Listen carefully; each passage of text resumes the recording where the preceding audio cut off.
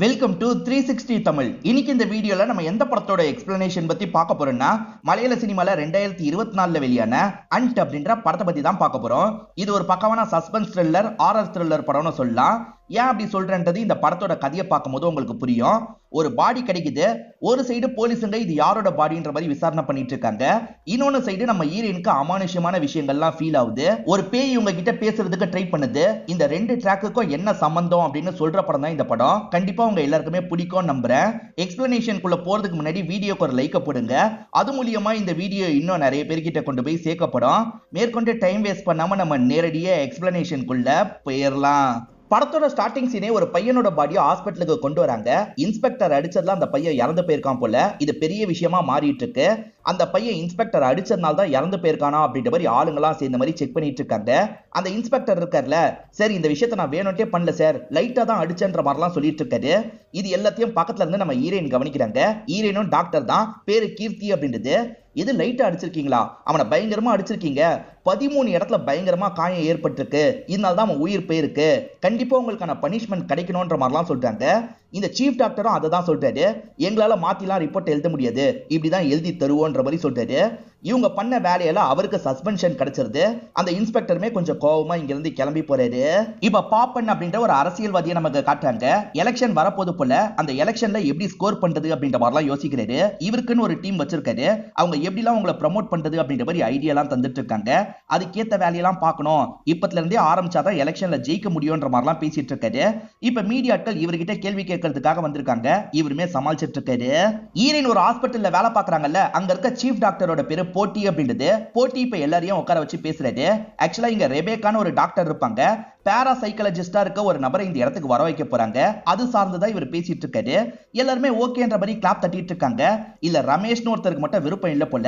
அவர் மட்டும் இல்ல விருப்பம் இல்லன்ற மாதிரி சொல்றாரு. ஏன்னா பேராசைக்காலஜிஸ்ட் அப்படின்றதே சூடோ சயின்ஸ் தான். ஒருத்தர் பேய் ஓட்டுவேன்னு சொல்றத ஒரு டாக்டரா இருந்து நம்ம எப்படி நம்ப முடியும்ன்ற மாதிரிலாம் கேக்குறாரு. எனக்கு மட்டும் இல்ல மத்தவங்களுக்கும் இல்ல விருப்பம் இல்லைன்னு சொல்றாரு. சார் உங்களை பத்தி மட்டும் பேசுங்க, மத்தவங்களை பத்தி எல்லாம் நீங்க பேசாதீங்கன்ற மாதிரி ரெபேக்கா லைட்டா கோவப்படுறாங்க. அப்ப இவ்வளவு நேரம் அமைதியா இருந்த ஹீரோயின் பேச ஆரம்பிக்கிறாங்க. ஹீரோயினுக்கும் இதுல சுத்தமா விருப்பம் இல்ல போல. அவரு சொல்றதுதான் சரி, அப்படிலாம் வர வைக்க தேவையில்ல, அவரை வர வைக்கிறதுக்கு 15 லட்சம் ரூபாய் செலவு பண்றதுக்கு முடிவு பண்ணிருக்கீங்க, அதை வச்சு ஹாஸ்பிட்டல டெவலப் பண்ணலான்ற மாதிரிலாம் சொல்றாங்க. என்ன முடிவு எடுக்கலான்றதுக்காக தான் போட்டி எல்லாரையும் வர வச்சு பேசிட்டு இருக்காரு. 2 பேருக்கு தான் இதுல விருப்பம் கிடையாது, மத்த எல்லாருக்குமே இதுல விருப்பம் இருக்குல்ல, மத்த எல்லாருக்குமே விருப்பம் இருக்கு, அதனால 7 நாள் அவர் இந்த இடத்துக்கு வரதான் போறாரு அப்படின்ற மாதிரி சொல்லிட்டாரு. வேற வழி இல்லாம கீர்த்தியும் ஏத்துக்கிறாங்க. இப்பதான் அந்த பேரா சைக்காலஜிஸ்ட நமக்கு காட்டுறாங்க. அவர் பேரு ராமசாமி அப்படின்றது. இப்ப அவருமே எல்லாரும் முன்னாடியும் வந்து பேச ஆரம்பிக்கிறாரு.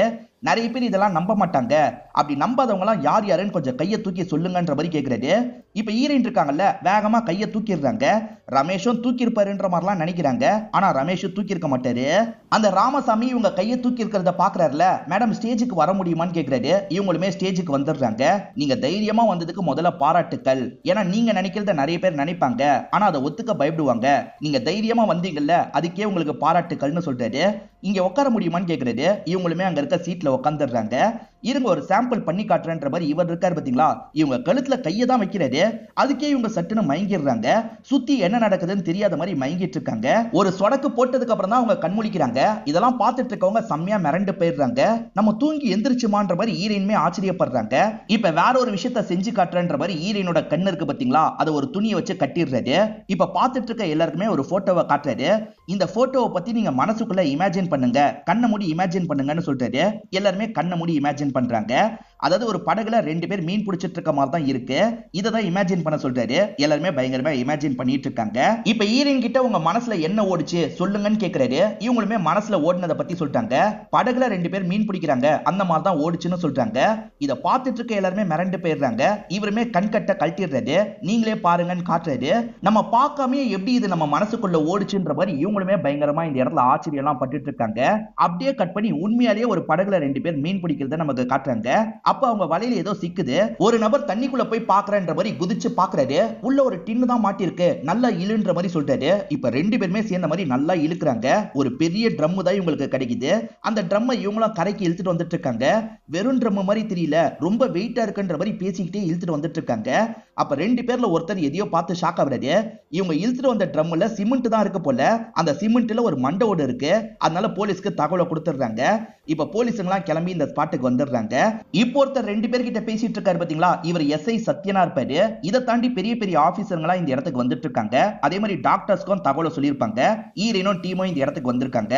அந்த எலும்பு கூட எல்லாம் பாட்டா இவங்க பிரிச்சு பார்த்துட்டு இருக்காங்க. பாடி எல்லாம் கொஞ்சம் உடைஞ்சு போன மாதிரி தான் இருக்கு. அதனால தான் துண்டு துண்டா இவங்க எடுத்து வச்சிட்டு இருக்காங்க. அந்த எலும்பு கூடோட தலைகிட்ட ஒரு பால் இருக்கு. அந்த பாலையும் எடுத்து வைக்கிறாங்க. இப்போ இந்த எலும்பு கூட எல்லாம் இவங்களோட இடத்துக்கு கொண்டு வந்துடுறாங்க. இவங்க கண்டுபிடிச்ச சில தகவலை பத்தி எல்லாம் போலீஸுங்க கிட்ட சொல்லிட்டு இருக்காங்க. அது என்னன்னு பாத்தீங்கன்னா, இறந்து போனது கண்டிப்பா ஒரு பெண் தான் அப்படின்றத கண்டுபிடிச்சிடுறாங்க. ஏன்னா பாடி பார்ட்ஸை வச்சே சொல்லுவாங்கல்ல, அந்த மாதிரி இந்த எலும்பு கூட வச்சுதான் சொல்றாங்க. ஜல்லி சிமெண்ட் எல்லாம் ஒரு மிஷின்ல கலப்பாங்க பாத்தீங்களா, அந்த மாதிரி தான் கலந்துருக்காங்க. இந்த டின்னுல போட்டிருக்காங்கன்ற மாதிரிலாம் சொல்றாங்க. அதனால ஃபிங்கர் பிரிண்ட் கிடைச்சிருக்கு. கொலை பண்ணவங்களோட ஃபிங்கர் பிரிண்டா கூட இருக்கலாம். 2 ஆண்களோட ஃபிங்கர் பிரிண்ட் தான் கிடைச்சிருக்குன்ற மாதிரி ஈரன் சொல்றாங்க. அதே மாதிரி ஸ்கல்லுல ஒரு பால் கிடைச்சது பாத்தீங்களா, அது டேபிள் டென்னிஸ்க்கு யூஸ் பண்ற பாலா இருக்கும். இத பத்திலாம் ஈரன் சொல்லிட்டு இருக்காங்க. இதை தாண்டி வேற ஏதாவது இன்ஃபர்மேஷன் இருக்கான்ற மாதிரி போலீஸுங்க கேக்குறாங்க. இதுக்கு மேல நீங்க தான் கண்டுபிடிச்சுக்கணும்ன்ற மாதிரி போட்டி சொல்றாரு. சரி பார்க்கலான்ற மாதிரி இவங்களும் இங்க இருந்து கிளம்ப ஆரம்பிக்கிறாங்க. நமக்கு பாப்பன்னு ஒரு பொலிட்டீஷியனை காமிச்சாங்க பாத்தீங்களா, எலெக்ஷன் டைம்ல இந்த மாதிரி கேஸ் எல்லாம் சீக்கிரமா முடிக்கணும்ன்ற மாதிரி யோசிக்கிறாரு. யாரு பெஸ்டா இந்த வேலையை பண்ணுவான்ற மாதிரிலாம் பார்த்துட்டு இருக்காரு. ஏசிபியா ஒருத்தர் இருப்பாரு. அவரே இந்த கேஸை ஹேண்டில் பண்ணட்டோம்னு சொல்லிட்டாரு. ஏசிபியா நான் பாத்துக்கிறேன்ற மாதிரி இங்க இருந்து கிளம்புறாரு. ஈரன் வேலை பார்க்குற ஹாஸ்பிட்டல்ல ஒரு பழைய மார்ச்சரி இருக்கும். அந்த பக்கம் யாருமே போக மாட்டாங்க. ஏன்னா பேய் நடமாட்டம் இருக்கிறதா நிறைய பேர் ஃபீல் பண்ணிருப்பாங்க. அதனால தான் யாருமே இந்த பக்கம் போறது இல்லைன்ற மாதிரிலாம் ராமசாமி கிட்ட சொல்லிட்டாங்க. நீங்க என்ன ஏதுன்னு பார்த்தா நல்லா இருக்கும்ன்ற மாதிரி சொல்லிட்டாங்க. நான் கண்டிப்பா செக் பண்றேன்ற மாதிரி இவருமே ஏத்துக்கிறாரு. பேயை காட்டி கொடுக்கிறதுக்கு ஒரு மிஷின் இருக்கும் பாத்தீங்களா, அந்த மாதிரி மிஷினை வச்சிருக்காரு. அதை பத்திலாம் இங்க இருக்கவங்க கிட்ட சொல்லிட்டு இருக்காரு. நான் உள்ள போனா பேய் இருக்கா இல்லையான்றதை தெரிஞ்சுப்பேன். நான் செக் பண்ணி உங்ககிட்ட சொல்றேன்ற மாதிரி சொல்லிட்டாரு. ஆனா இப்பயும் ஈரன் வீம்புக்கு சில விஷயங்களை பேச ஆரம்பிக்கிறாங்க. நீங்க உள்ள போய் செக் பண்ணி எதுவுமே இல்லைன்னு கூட வந்திருக்கலாம். ஆனா நீங்க ஏதோ இருக்கிற மாதிரி எங்க கிட்ட பொய் சொல்ல கூட வாய்ப்பு இருக்குல்லன்ற மாதிரி கேக்குறாங்க. நான் அந்த மாதிரிலாம் பொய் சொல்ல மாட்டேன். நீங்க இவ்வளவு தைரியமா பேசுறீங்கல்ல, பேய்லாம் இல்லவே இல்லைன்னு நினைக்கிறீங்கல்ல, அப்ப நீங்க வேணா உள்ள போங்கன்ற மாதிரி சொல்லிட்டாரு. நான் உள்ள போறதுல எந்த பிரச்சனையும் இல்ல, நான் தாராளமா உள்ள போறேன்ற மாதிரி கீர்த்தி சொல்றாங்க. கீர்த்தி வேணான்னு எல்லாருமே சொல்றாங்க. ஆனா கீர்த்தி ஏத்துக்க மாட்டாங்க. அதை தாங்க நானே உள்ள போறேன்ற மாதிரி உள்ள வந்துட்டு இருக்காங்க. இவங்க பாட்டுக்கு தைரியமா உள்ள வந்துடுறாங்க. ஆனா உள்ள வந்ததுக்கு அப்புறம் நிறைய அமானுஷங்கள்லாம் நடக்குது. அதாவது யாரோ இந்த இடத்துல இருக்கிற மாதிரியே இவங்களுக்கு ஃபீல் ஆகுது. டேபிள் டென்னிஸ் பால் இருக்குல்ல, ஆட்டோமேட்டிக்கா இவங்க பின்னாடி குதிச்சு குதிச்சு போயிட்டு இருக்கு. இதெல்லாம் பார்க்கற இவங்க பயப்படுறாங்க. ஒரு ஸ்டேஜ்ல இவங்க கத்திக்கிட்டே மயங்கிடுறாங்க. இவங்க கத்துன மாதிரி சவுண்ட் கேட்டுச்சுல, அதனால நிறைய பேர் சேர்ந்த மாதிரி உள்ள வந்துடுறாங்க. என்னாச்சு ஏதாச்சுன்ற மாதிரிலாம் இவங்களை எழுப்பி விட்டுட்டு இருக்காங்க. இதே ஹாஸ்பிட்டல்ல மகேஷ்னு இவங்களுக்கு ஒரு ஃப்ரெண்ட் இருக்காரு. அந்த மகேஷ் கிட்ட நடந்ததை பத்திலாம் இவங்க சொல்லிட்டு இருக்காங்க. கண்டிப்பா ஏதோ பேய் இருக்குன்ற மாதிரி சொல்லிட்டாங்க. ஆனா மகேஷ் இருக்காருல, அவர் உள்ள அனுப்பும் போதே உன்னை நல்லா பயன்படுத்தி அனுப்பியிருக்காரு. அதனால தான் இந்த மாதிரி மயங்கி இருக்க. எல்லாமே உன்னோட இல்யூஷன் மட்டும்தான், தேவையில்லாம யோசிக்காதன்ற மாதிரிலாம் சொல்றாரு. அப்படிதான் இருக்கும் போலன்ற மாதிரி இவங்களுமே யோசிக்க ஆரம்பிக்கிறாங்க. அப்படியே கட் பண்ணி நமக்கு ஏசிபியை காட்டுறாங்க. எஸ்ஐயும் ஏசிபியும் சேர்ந்த மாதிரி தான் இந்த கேஸ் ஹேண்டில் பண்ணிட்டு இருக்காங்க. இவங்களுக்கு ஒரு டின்னு கிடைச்சது பாத்தீங்களா, அது வெளிநாட்டுல இருந்து வர வைக்கப்பட்ட டின்னுன்றது தெரிய வருது. அந்த டின்னை யாரெல்லாம் கன்ஸ்ட்ரக்ஷனுக்கு யூஸ் பண்ணாங்க, அந்த மாதிரி ஆளுங்க கிட்ட எல்லாம் விசாரிச்சா உண்மை தெரிஞ்சிரும்ன்ற மாதிரி யோசிக்கிறாங்க. அந்த மாதிரி ஆளுங்களெல்லாம் கொஞ்சம் ஃபில்டர் பண்றாங்க. இப்ப பில்டிங்லாம் கட்டித்தர ஒரு கான்ட்ராக்டரை நமக்கு காட்டுறாங்க. இவர் அதை வாங்கியிருக்காருன்னு இவங்களுக்கு இன்ஃபர்மேஷன் கிடைச்சிருக்கு போல. இவரை லாக் பண்றதுக்காக வந்துடுறாங்க. நீ தானே இந்த கொலையை பண்ண, ஒழுங்கா சொல்லுன்னு கேக்குறாங்க. சார் நான் கொலைலாம் பண்ணல சார், நியூஸ்ல இதை காட்டும் போது நான் பார்த்தேன், அவ்வளவுதான் எனக்கு தெரியும்னு சொல்றாரு. இப்ப எஸ்ஐ இருக்காரு பாத்தீங்களா, இந்த கான்ட்ராக்டர் கிட்ட லைட்டர் மட்டும் தானு கேக்குறாரு. அவரும் எடுத்து தராரு.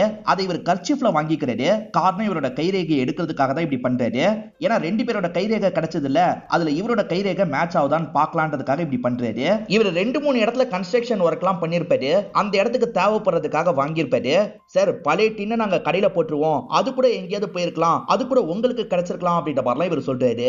நம்ம ஈரனை பொறுத்த வரைக்கும் சந்துன்ற ஒரு தம்பி இருப்பான். இன்னைக்கு அவனோட தவசம் போல எல்லாருமே காக்காக்கு சாப்பாடுலாம் வச்சிட்டு இருக்காங்க. இப்ப இவங்களுமே தம்பியை பத்தி எல்லாம் யோசிச்சு பாக்குறாங்க. தம்பி கூட சேர்ந்து விளையாடி இருப்பாங்கல்ல, அதெல்லாம் இவங்க மைண்டுக்குள்ள ஓடிட்டு இருக்கு. தம்பி எப்படி இறந்து போனான்னு கிளியரா தெரியல. அதை பத்தி எல்லாம் இவங்க யோசிச்சுக்கிட்டே சோகமா படுத்துட்டு இருக்கும் போது பாட்டி இவங்களை பார்த்து பேசுறதுக்காக வந்திருக்காங்க. பாட்டி பேய் கதெல்லாம் சொல்லுவாங்க. அதை இவங்க முன்னாடி நம்பவே மாட்டாங்க. இப்ப இவங்களுக்கே லைட்டா நம்பிக்கை வந்துருச்சுல. பாட்டி உண்மையிலேயே பேய் இருக்கான்ற மாதிரி கேக்குறாங்க. நீ கடவுள் இருக்கிறத நம்புறியான்ற மாதிரி பாட்டி கேக்குறாங்க. கடவுளை என்னால நம்ப முடியல, ஆனா நம்மள மீறி ஒரு கிரியேட்டர் இருக்காருன்றதை நான் நம்புறேன்ற மாதிரி சொல்லிட்டாங்க. நீ கடவுளை நம்புனா பேயும் இருக்குன்னு தான் அர்த்தம், கண்டிப்பா பேய் இருக்குன்ற மாதிரி பாட்டி சொல்றாங்க. இப்ப ஈரன் கேம்பஸ்க்கு நடந்து வந்துட்டு இருக்காங்க. அப்ப பின்னாடி யாரோ வர மாதிரியே தோணுது. மார்ச்சரிக்குள்ள போகும்போது இதே மாதிரி தான் தோணி இருக்கும். இப்ப பயம் வந்ததுனால இவங்க வேகமா ஓட ஆரம்பிக்கிறாங்க. அப்பயும் அது துரத்துற மாதிரியே இவங்களுக்கு தோணுது.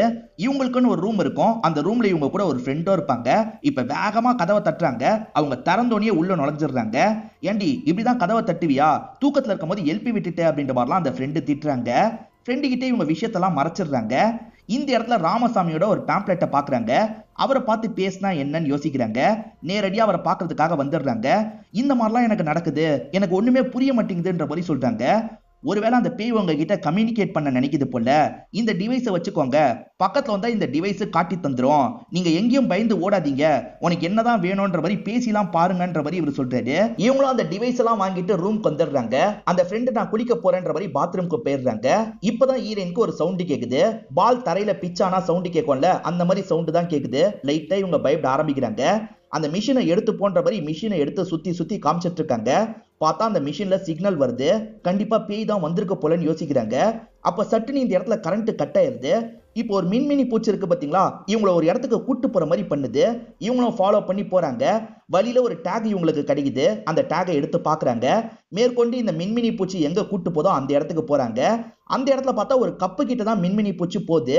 இப்ப இது எல்லாமே உங்களோட கற்பனைன்ற மாதிரி நமக்கு காட்டுறாங்க. அதாவது நிஜத்துல இவங்க அந்த இடத்துக்கு போன மாதிரிலாம் ஃபீல் ஆயிருக்கும். உண்மையில ரூம்குள்ள தான் இவங்க இருக்காங்க.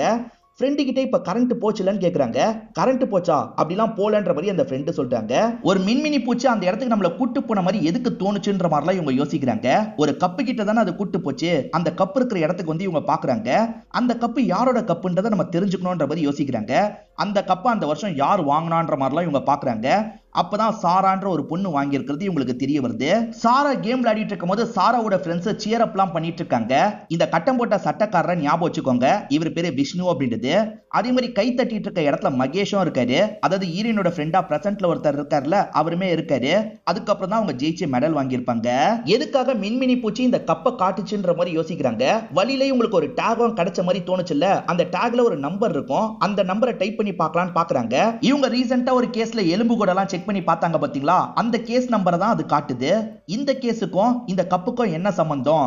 அப்ப ரெண்டுமே ஒரே பொண்ணான்ற மாதிரிலாம் இவங்க யோசிக்கிறாங்க. கப்புல அவங்களோட ஃபிங்கர் பிரிண்ட் இன்னமும் இருக்கான்னு இவங்க செக் பண்றாங்க. மகேஷ் கூட சேர்ந்த மாதிரி தான் செக் பண்றாங்க. கப்புல இன்னமும் ஃபிங்கர் பிரிண்ட் இருக்கிறது இவங்களுக்கு தெரியுது. இந்த மகேஷை பொறுத்த வரைக்கும் இங்க இருக்க காலேஜ்ல சாரா கூட சேர்ந்து தான் படிச்சிருப்பாரு. சாராவை பத்தி சொல்லுன்ற மாதிரி கேக்குறாங்க. மகேஷும் சொல்ல ஆரம்பிக்கிறாரு. நைட்டு நேரம் ஹாஸ்டல்ல இருக்க எல்லா பசங்களும் பயப்படுவாங்க. ஏன்னா சீனியர்ஸ் ராகிங் எல்லாம் பண்ணுவாங்க. அதுக்கு பயந்து எல்லாருமே ஓடிட்டு இருக்காங்க. மகேஷும் ஓடலான்னு பாக்குறாரு. அதுக்குள்ள மகேஷ ஆளுங்க புடிச்சிடுறாங்க. இந்த கிண்டல் பண்ற சீனியர்ஸ்ல மொத்தம் 5 பேர் இருப்பாங்க. 3 பசங்க 2 பொண்ணுங்க. அதுல ஒருத்தர் பேரு ஷான் அப்படின்றது. இவர் தான் இந்த குரூப்புக்கு ஹெட் மாதிரி இருப்பாரு. அந்த குரூப்ல தான் சாராவும் இருப்பாங்க. இவங்க 5 பேருமே இந்த பையனை கலாய்க்கிறதுக்கு அந்த பழைய மார்ச்சரி இருக்கிற இடத்துக்கு கூட்டு வந்துடுறாங்க. உள்ள ஒரு பால் இருக்கும், அதை தேடி கண்டுபிடின்னு சொல்றாங்க. என்ன விட்டுருங்க விட்டுருங்கன்னு மகேஷ் கெஞ்சுறாரு. ஆனா இவங்க கேட்கவே மாட்டாங்க. உள்ள போன்ற மாதிரி புடிச்சு உள்ள தள்ளி விடுறாங்க. அவர் பயத்துல ஒரு ஸ்டேஜ்ல மயங்கியே விழுந்துருவாரு. இப்ப மறுநாள் அவர் பிரின்சிபல் கிட்ட சொல்லிடுறாரு போல. பிரின்சிபல் என்ன பண்றாருன்னா இவங்க 5 பேரையும் கூப்பிட்டு பயங்கரமா திட்டிட்டு இருக்காரு. சும்மா விளையாட்டுக்காக தான் பண்ணோம் சாரின்ற மாதிரிலாம் இவங்க சொல்லிட்டு இருக்காங்க. ஒருவேளை அவன் கம்ப்ளைண்ட் பண்ணா என்ன பண்ணுவீங்கன்ற மாதிரிலாம் கேக்குறாரு. டே நீ கம்ப்ளைண்ட் பண்ணுவியான்ற மாதிரி இவங்க இன்டைரக்டா மகேஷை மிரட்டிட்டு இருக்காங்க. சேச்சே நான் கம்ப்ளைண்ட்லாம் பண்ண மாட்டேன்ற மாதிரி சொல்றான். சார் அவனே கம்ப்ளைண்ட் பண்ண மாட்டான்னு சொல்லிட்டான்ல, விட்டுருங்கன்ற மாதிரி இவங்க சொல்றாங்க. சரி போங்கன்ற மாதிரி இந்த பிரின்சிபலை இவங்களை அனுப்பி விடுறாரு. இப்ப கதை பிரசன்ட்டுக்கு வந்துருது. நம்ம ஹீரோயின் இருக்காங்கல்ல, மேட்ச் பண்ணி பாக்குறாங்க. அது சாராவோட ஃபிங்கர் பிரிண்ட் தெரிஞ்சிருது. சோ சாராவோட பாடி தான் இவங்களுக்கு கிடைச்சிருக்கு. இவங்க மேற்கொண்டு அந்த காலத்துல வந்த நியூஸ் பேப்பர் கட்டிங் எல்லாம் எடுத்து பாக்குறாங்க. அதெல்லாம் ஒரு 5 வருஷத்துக்கு முன்னாடி நடந்திருக்கும். அந்த பேப்பர் கட்டிங்க தான் பாக்குறாங்க. அது மூலியமா ஒரு விஷயம் உங்களுக்கு தெரிய வருது. அந்த டைம்ல ஹெல்த் மினிஸ்டரா தாமஸ்னு ஒருத்தர் இருப்பாரு. பசங்களுக்கு சத்தான பொருள் கிடைக்கணும்ன்றதுக்காக ஸ்கூல்ல ஹெல்த்தியான பொருள்லாம் தர மாதிரி ஒரு ஸ்கீமை ஓபன் பண்ணிட்டு வெளியே வரலாம்னு நினைக்கிறாரு. ஆனா அந்த இடத்துல மெடிக்கல் ஸ்டூடெண்ட்லாம் போராட்டம் பண்ணிட்டு இருக்காங்க. இந்த போராட்டத்துல முக்கியமா யாரெல்லாம் இருக்காங்கன்றத சொல்லிடுறேன். குரூப்புக்கு ஹெட்டா ஷான் ஒருத்தரை பத்தி சொன்னல, அவர் இருக்காரு. அதே மாதிரி இறந்து போன பொண்ணு சாரா இருக்காங்க. இதை தாண்டி சாரா விளையாடிட்டு இருக்கும் போது கட்டம் போட்ட சட்டை போட்டு ஒருத்தர் கிளாப் தட்டினார்ல, அவர் பேரு விஷ்ணுன்னு சொல்லியிருப்பேன், அவர் இருக்காரு. இதை தாண்டி மத்த ஃப்ரெண்ட்ஸுங்களும் இந்த இடத்துல இருக்காங்க. ஒரு ஹாஸ்பிட்டல்னா முக்கியமா சில பொருள்லாம் இருக்கணும் பாத்தீங்களா, அது எதுவுமே இருக்காது. திடீர்னு நிறைய பேர் வந்தாங்கன்னா ட்ரீட்மெண்ட்டே தர முடியாது சார், அதெல்லாம் நீங்க இம்ப்ரூவ் பண்ணுங்கன்ற மாதிரி சொல்றாங்க. அதுக்கான ஃபண்ட் இல்ல, சீக்கிரமா நான் ஏற்பாடு பண்றேன்ற மாதிரிலாம் இவர் சமாளிக்கிறது. போகும்போது கொஞ்சம் கவனிங்கன்ற மாதிரி ஆளுங்க கிட்ட சொல்லிட்டு போயிடுறது. ஆளுங்களுமே என்ன பிரச்சனை பண்றீங்களா, போங்க போங்கன்ற மாதிரி எல்லாரையும் அடிச்சு இங்க இருந்து விரட்டி விட்டுட்டு இருக்காங்க. இது எல்லாத்தையும் ஈரின் நியூஸ் பேப்பர் மூலியமா தான் படிச்சு தெரிஞ்சுக்கிறாங்க. அப்ப நியூஸ் பேப்பர் ஆட்டோமேட்டிக்கா எரிய ஆரம்பிக்குது. அப்படி எரிஞ்சிட்டு இருக்கும் போது அதுல இருக்க ஷானோட போட்டோவை காட்டுறாங்க. இங்கதான் படத்தோட இன்டர்வல போடுறாங்க. ஒரு சைடு ஈரின் அது சாரான்றதை கண்டுபிடிச்சாங்க பாத்தீங்களா, அந்த சைடுல போலீஸுங்களும் கண்டுபிடிச்சிடுறாங்க. இறந்து போன பொண்ணு யாருன்னு தெரிஞ்சிருச்சு, அந்த பொண்ணோட பேரு சாரா அப்படின்ற மாதிரிலாம் சொல்லிட்டு இருக்காங்க. இதை கேட்கிற எல்லாருமே ஷாக் ஆயிட்டு இருக்காங்க. பாஸ்ட்ல ஷான் ஒருத்தரை காமிச்சாங்க பாத்தீங்களா, அவருமே இந்த இடத்துக்கு வந்து நியூஸை பார்த்துட்டு இருக்காரு. இங்கதான் ஷான் சில விஷயங்களை யோசிச்சு பாக்குற மாதிரி நமக்கு காட்டுறாங்க. போராட்டம் பண்ணாங்கல்ல, அதுல சாராக்கு லைட்டா அடிபட்டிருக்கும். சாரா கிட்ட இப்ப ரமேஷ் பேசுறாரு. அதாவது அந்த பேரா சைக்காலஜிஸ்ட வர வைக்க வேணாம்னு சொன்னாரு பாத்தீங்களா, அவரு பேசுறாரு. அவரோட ஒய்ஃப் பேரு வித்யா அப்படின்றது. பக்கத்துல இருக்காங்கல்ல, அவங்க தான் ஒய்ஃபா இருப்பாங்க. ஷானை பொறுத்த வரைக்கும் சாராவை லவ் பண்றாரு போல. உன்னை நான் லவ் பண்றேன்ற மாதிரி ப்ரப்போஸ் பண்றாரு. ஆனா சாரா இருக்காங்கல்ல, சாரி நான் ஆல்ரெடி கமிட்டட் அப்படின்ற மாதிரி இங்க இருந்து கிளம்பி போயிடுறாங்க. வேற ஒரு நாள் சாரா இருக்காங்கல்ல, இந்த ரமேஷ் கிட்ட பேசிட்டு இருக்காங்க. அவர் முகத்துல ஏதோ ஒட்டி இருக்கு போல, கையை வச்சு அதெல்லாம் எடுத்து விடுறாங்க. இதெல்லாம் ரமேஷோட ஒய்ஃப் வித்யா பார்த்து லைட்டா அப்செட் ஆகுறாங்க. அப்ப கரெக்டா இந்த இடத்துக்கு ஷான் வந்துடுறாரு. வந்த ஷான் திரும்பி லவ் பண்றதா சொல்லிட்டு இருக்காரு. நான் தான் கமிட்டட்னு சொல்றேன்ல, என்ன விட்டுருங்கன்ற மாதிரி இவங்க சொல்றாங்க. ஆனா இவர் நம்ப மாட்டாரு. நீ என்கிட்ட போய் சொல்ற, உண்மையில நீ சிங்கிளா தான் இருக்க, ஒத்துக்கோன்ற மாதிரிலாம் கேட்கிறாரு. நான் எத்தனை வாட்டி உங்ககிட்ட சொல்றது, நான் கமிட்டட் அப்படின்ற மாதிரிலாம் இவங்க சொல்றாங்க. உண்மையிலே இவங்க கமிட்டட் இல்ல, சும்மா தான் அவரை ஏமாத்திட்டு இருக்காங்க. ஒரு நாள் ஏமாத்திட்டு இருக்க விஷயத்தை பத்தி சொல்லிடுறாங்க. நானும் உன்னை லவ் பண்றேன் அப்படின்ற மாதிரி சொல்றாங்க. இதை கேட்கிற இவர் சந்தோஷப்படுறாரு. இவர் ஒரு ட்ரிப்புக்காக தான் போறாரு. திரும்பி வந்ததுக்கு அப்புறம் நம்ம வெளியே போலான்ற மாதிரிலாம் சொல்லிட்டு கிளம்பி இருப்பாரு. இவர் திரும்பி வரதுக்குள்ளதான் அவங்க மிஸ் ஆயிருக்காங்க போல. அதை பத்திலாம் பிரசன்ட்ல இவர் யோசிச்சு பார்த்துட்டு இருக்காரு. ஆக்சுவலா அந்த டைம்ல இவருக்கு ரமேஷ் ஃப்ரெண்டா தான் இருப்பாரு. ரமேஷோட ஒய்ஃபும் ஃப்ரெண்டா தான் இருந்திருப்பாங்க. ரெண்டு பேருமே இவரை பார்த்துக்கிட்டே கிளம்புறாங்க. இப்ப மேற்கொண்டு நடந்த விஷயத்த ஷானும் யோசிச்சு பாக்குறாரு. ஆக்சுவலா சாரா காணாம போயிட்டாங்கல்ல, சாரா காணாம போனதுக்கு யாரு காரணம்ன்ற மாதிரி நிறைய பசங்களை ஸ்டேஷனுக்கு கூட்டு போய் அடிச்சுலாம் விசாரணை பண்ணிட்டு இருக்காங்க. அப்பதான் ஷான் ஊருக்கு வராரு.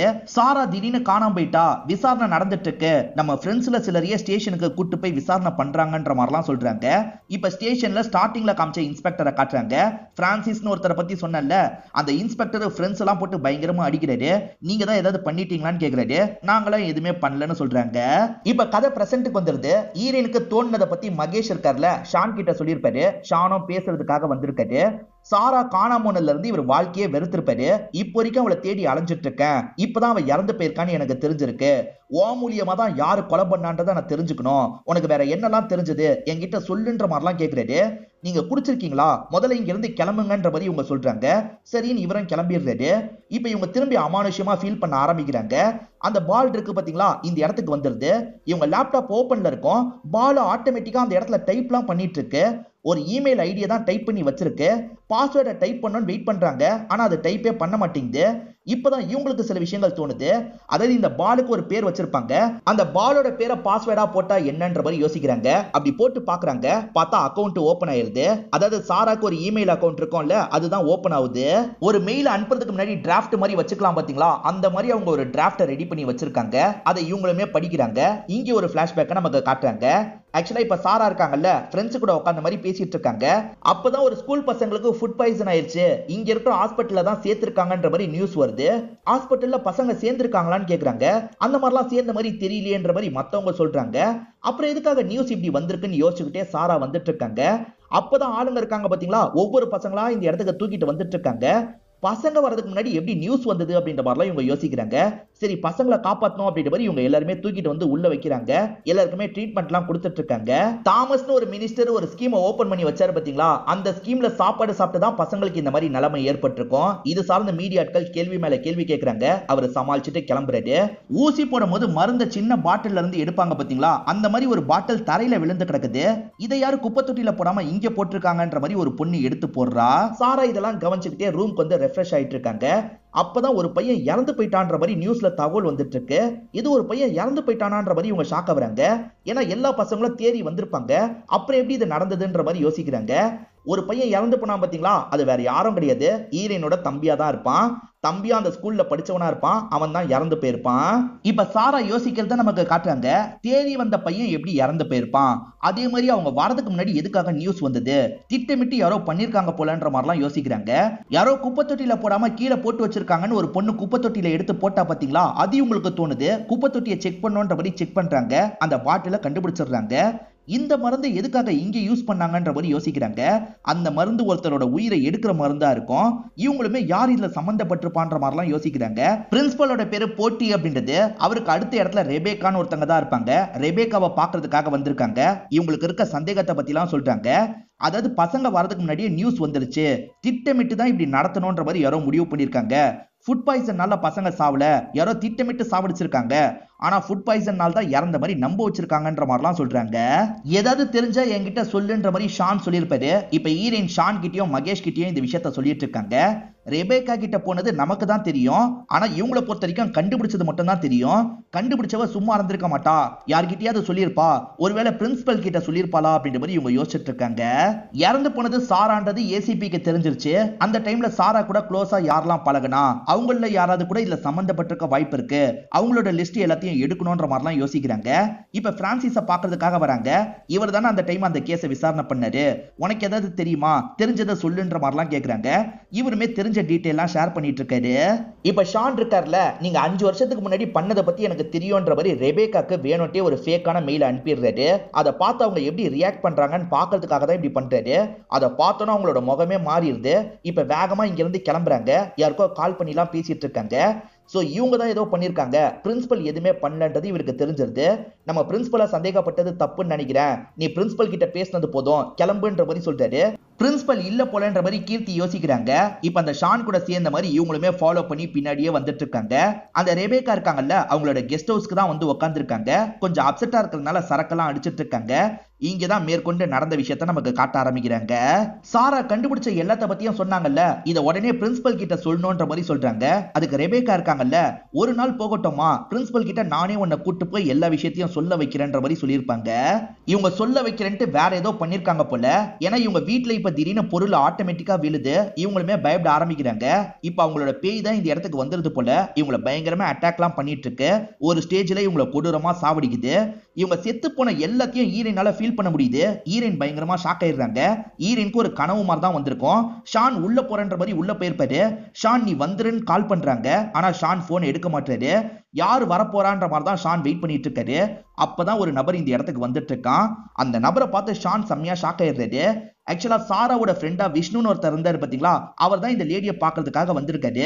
இந்த லேடி இவனை தான் வர வச்சிருக்காங்கன்னா இவன் ஏதோ தப்பு பண்ணிருக்கான் அப்படின்ற மாதிரிலாம் ஷான் யோசிச்சுக்கிட்டே கிளம்புறாரு. இந்த லேடி இறந்து போனதை பத்தி வாட்ச்மேன் தான் தகவல் கொடுத்திருக்கான் போல. இப்ப ஏசிபியும் டீமும் இந்த இடத்துக்கு வந்துடுறாங்க. யாராவது கொலை பண்ணிருப்பாங்களா அப்படின்ற மாதிரி ஆளுங்க செக் பண்றாங்க. ஆனா செக் பண்ண போட்டி இருக்கார்ல, இவங்களே தான் இவங்களோட கழுத்தை அறுத்து இறந்து போயிருக்காங்க. இது தற்கொலை தான், ஆனா தற்கொலைனும் நம்ப முடியலன்ற மாதிரிலாம் சொல்றாரு. ஈரனும் அசிஸ்டண்டா இந்த இடத்துக்கு வந்திருப்பாங்க. அங்க உடஞ்ச பீஸ்ல எல்லாம் அந்த சாரா தெரியுறா. இவங்க கண்ணுக்கு மட்டும் தான் சாரா தெரியுறா, மத்தவங்க கண்ணுக்குலாம் அவ தெரிய மாட்டேங்கிறா. ஏசிபியை பொறுத்த வரைக்கும் விஷ்ணுவை தான் உட்கார வச்சிருக்காரு. ஏன்னா விஷ்ணு அவங்களை பாக்குறதுக்காக அந்த இடத்துக்கு போனா பாத்தீங்களா, கார் நுழைஞ்சது சிசிடிவில பதிவாயிருக்கும். நீ தான் நுழைஞ்சிருக்க, அவங்கள சாவடிச்சது நீ தானேன்ற மாதிரி கேக்குறாரு. சார் நான் பாக்குறதுக்காக போனேன் சார், பாடியை பார்த்து பயந்து ஓடிட்டேன் சார், இதான் நடந்தது அப்படின்ற மாதிரிலாம் சொல்லிட்டாரு. சரி போன்ற மாதிரி அனுப்பிடுறாங்க. இவர் வெளியே வந்துட்டு இருக்கும் போது டக்குன்னு யாரோ தூக்கிடுறாங்க. தூக்குனது யாருன்னு பாத்தீங்கன்னா ஷானும் மகேஷும் ஈரனும் சேர்ந்து தான் தூக்கியிருப்பாங்க. என்ன பண்ண ஒழுங்கா சொல்லுன்ற மாதிரி கேக்குறாங்க. இவர் சொல்ல ஆரம்பிக்கிறதெல்லாம் இவங்க ரெக்கார்ட் பண்ணிக்கிறாங்க. இப்பதான் நடந்த விஷயத்த நமக்கு காட்டுறாங்க. அந்த சந்துக்கு இவர் தான் ட்ரீட்மெண்ட்லாம் தந்திருப்பாரு. நான் சீக்கிரமா போயிடலாமான்னு கேக்குறான். கண்டிப்பா போயிடலான்ற மாதிரி இவரும் சொல்லிட்டாரு. ரொம்ப சகஜமா தான் இவங்க கிட்ட பேசிட்டு கிளம்புறாரு. அப்பதான் ரெபேக்கா அவங்க கிட்ட பேசணுன்ற மாதிரி ஒரு இடத்துக்கு வர வைக்கிறாங்க. அப்ப அந்த இடத்துக்கு அக்பர்னு வேற ஒரு நபர் வந்துடுறாரு. அதாவது பொலிட்டிக்கல் பார்ட்டிக்கெல்லாம் அட்வைஸ் கொடுப்பாங்க பாத்தீங்களா, அந்த மாதிரி ஆளா தான் அக்பர் வேலை பார்த்துட்டு இருக்காரு.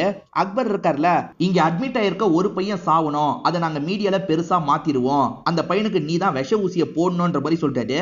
எது நான் போடணுமா, என்னெல்லாம் முடியாதுன்ற மாதிரி இவன் சொல்லிட்டு இருக்கான். மேடம் என்ன இதெல்லாம், என்னெல்லாம் முடியாதுன்ற மாதிரி சொல்லிட்டு இருக்கான். இவர் நிறைய காசு தரேன் பண்ணுன்ற மாதிரி சொல்றாரு.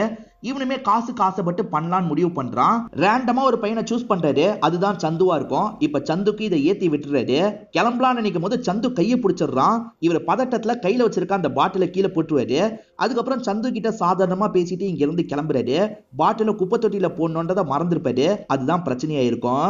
நீ குப்பை தொட்டியில போடாததுனால சாரா கண்டுபிடிச்சிட்டா, அவ கதையை முடிக்கணும்ன்ற மாதிரி இந்த அக்பர் சொல்றாரு. சாரா என்னோட ஃப்ரெண்டு, அவ கதையெல்லாம் என்னால முடிக்க முடியாதுன்ற மாதிரி இவன் சொல்றான். நீ மட்டும் கதையை முடிக்கலன்னு வச்சுக்கோயேன், சந்துவை கொண்டது நீதான்ற மாதிரி ஒன்ன மாட்டி விட்டுருவோம் பாத்துக்கோன்ற மாதிரிலாம் அக்பர் மிரட்டுறாரு. இப்ப வேற வழியே இல்லாம இவனுமே கடைசியில ஏத்துக்கிறான். சாரா நைட்டு நேரம் பைக்ல போயிட்டு இருக்காங்க. அப்போ ஒரு வண்டி வேகமா இடிக்குது. சாரா கீழே விழுந்துட்டு இருக்கும் போது இவன் இருக்கான் பாத்தீங்களா, பின்னாடி வந்து சாராவை லாக் பண்றான். வேகமா இங்க இருந்து இழுத்துட்டு போறான். இதெல்லாம் கேட்டுட்டு இருக்க ஷானுக்கு பயங்கரமா கோவம் வந்துருது. என்னோட சாராவை அநியாயத்துக்கு சாவடிச்சிட்டியன்ற மாதிரி இவனை போட்டு பயங்கரமா அடிக்கிறாரு. அடிக்காத, இவன் தான் பண்ணிருக்கான்னு தெரிஞ்சிருச்சுல, இவனுக்கு மேல இருக்க ஆளுங்களையும் புடிச்சிடலான்ற மாதிரி மத்தவங்க எல்லாம் கண்ட்ரோல் பண்ணிட்டு இருக்காங்க. அப்படி கண்ட்ரோல் பண்ணிட்டு இருக்கும் போது இவன் இங்க இருந்து தப்பிச்சு ஓடுறான். பிடிக்கணும்ன்ற மாதிரி இவங்களும் துரத்த ஆரம்பிக்கிறாங்க. ஆனா அவனுக்கு என்ன நடக்குது அப்படின்றது ஈரனால ஃபீல் பண்ண முடியுது. ஈரன் ஓடாம ஃபீல் பண்ண ஆரம்பிக்கிறாங்க. இவன் ஒரு ட்ராக்கை தாண்டி ஓடுறதுக்கு ட்ரை பண்றான். அங்க வேகமா வந்துட்டு இருக்க ட்ரெயின் இவனை அடிச்சு தூக்கிடுது. இவன் கொடூரமா இறந்து போயிடுறான். இப்ப போலீஸுங்க அந்த இடத்துக்கு வந்து பாடி எல்லாம் கொண்டு போயிட்டு இருக்காங்க. ஆக்சுவலா நடக்கிற கொலையை பத்திலாம் முன்கூட்டியே இவங்களுக்கு தெரியுது பாத்தீங்களா. இத பத்திலாம் அந்த ப்ரொஃபசர் அதாவது ராமசாமி கிட்ட இவங்க ஷேர் பண்றாங்க. இவங்க தம்பி அதுல பாதிக்கப்பட்டிருக்கான்ல, அதனால தான் சாரா இவங்க கிட்ட கான்டாக்ட் பண்றதா இந்த ராமசாமி சொல்லிட்டு இருக்காரு. ஆக்சுவலா இவங்களுக்கு யார் இதுக்கு பின்னாடி இருக்கான்றது தெரிஞ்சிருச்சுல, அதை பத்திலாம் இந்த பிரின்சிபல் போட்டி கிட்ட சொல்லிட்டு இருக்காங்க. அக்பர்னு ஒருத்தன் வேலை பார்த்திருக்கான். அவன் பொலிட்டிக்கல் பார்ட்டிக்கு வேலை பார்க்கறவன். எந்த மினிஸ்டருக்காக இந்த வேலையை பார்த்தான்னு தெரியலன்ற மாதிரி பேசிட்டு இருக்காங்க. இந்த சைடு போலீஸுங்களாம் டிஸ்கஸ் பண்றாங்க. எந்த மினிஸ்டருக்காக இதை பண்ணிருக்க வாய்ப்பு இருக்குன்றதை கண்டுபிடிச்சிடுறாங்க. நமக்கு பாப்பன் ஒரு மினிஸ்டரை காமிச்சாங்கல்ல, அவருக்கு தான் இது மூலியமா நிறைய ஆதாயம்லாம் கிடைச்சது அப்படின்ற மாதிரி சொல்றாரு. காரணம் தாமஸ்ன்ற மினிஸ்டருக்கு அந்த சம்பவம் நடந்ததுக்கு அப்புறம் பதவியே போயிருக்கும். அதுக்கப்புறம் தான் பாப்பன் அந்த பதவிக்கு வந்திருப்பாரு. இன்னைக்கு பெரிய ஆளா மாறி இருக்காருன்ற மாதிரிலாம் சொல்றாரு. அக்பர் அந்த டைம் யாருக்கு வேலை பார்த்திருக்கான்றதை இவங்களுமே கண்டுபிடிச்சிடுறாங்க. அந்த பாப்பனுக்கு தான் வேலை பார்த்திருப்பாரு. சோ பாப்பன் தான் இதுக்கு பின்னாடி இருக்காருன்ற மாதிரிலாம் யோசிக்கிறாங்க. அவன் பேசினதை ரெக்கார்ட் பண்ணி வச்சிருந்தாங்கல்ல, அதை மீடியா கிட்ட தந்துடுறாங்க. மீடியா ஆட்கள் பாப்பன் தான் இதை பண்ணிருக்காரு, பாப்பன் இந்த மாதிரி தான் பண்ணிருக்காருன்ற மாதிரிலாம் சொல்லிட்டு இருக்காங்க. இது சார்ந்து பேட்டி எடுக்கிறதுக்காக பாப்பன் கிட்டே வந்துடுறாங்க. அந்த பையன் ஏதாவது சொன்னா அதுக்கு நான் பொறுப்பாயிடுவேனா, அக்பரை வச்சு நான் அப்பெல்லாம் எதுவுமே பண்ணலன்ற மாதிரி சொல்லிட்டு இருக்காரு. இவர் இந்த மாதிரிலாம் பேசிட்டு இருக்கிறத அக்பரும் பார்த்துட்டு இருக்காரு. நம்ம ஆளுக்கு எப்படி சமாளிக்கணும்னு தெரியும், சமாளிச்சு பாரு அப்படின்ற மாதிரிலாம் சிரிச்சிட்டு இருக்காரு. அப்ப இவருக்கு நோட்டிபிகேஷன் மாதிரி வருது. அதாவது இவர் செத்து போனா போஸ்டர் அடிப்பாங்கல்ல, அந்த மாதிரி போஸ்டர் இவருக்கே வருது. என்ன இந்த மாதிரி போஸ்டர் வந்திருக்குன்ற மாதிரி ஷாக் ஆயிடுறாரு. இதுக்கப்புறமா இங்க இருக்கக்கூடாது, கிளம்பணும்னு யோசிக்கிறாரு. அக்பரை பிடிச்சா பாப்பன் பண்ணாரா இல்லையான்றது தெரிஞ்சிடும்ல, அக்பரை பிடிக்கிறதுக்காக இவங்க ட்ரை பண்ணிட்டு இருக்காங்க. அக்பர் யார்கிட்டயோ போன்ல பேசுறாரு. நான் வெளிநாட்டுக்கு தப்பிச்சு போக போறேன்ற மாதிரிலாம் சொல்றாரு. அப்பன்னு பார்த்து யாரோ அக்பரை தூக்கிடுறாங்க. அக்பர் போன் மட்டும் கீழே விழுந்து கிடக்குது. ஷானும் மகேஷும் சேர்ந்த மாதிரி தான் அக்பரை தூக்கி இருக்காங்க. அந்த பாப்பன் சொல்லி தானே இந்த விஷயத்த பண்ண, ஒழுங்கு மரியாதையா சொல்லு, இல்லனா சாவடிச்சிருவோம், அதே ஊசியை உனக்கு போட்டுருவோன்ற மாதிரிலாம் மிரட்டிட்டு இருக்காங்க. இப்ப நமக்கு எஸ்ஐய காட்டுறாங்க.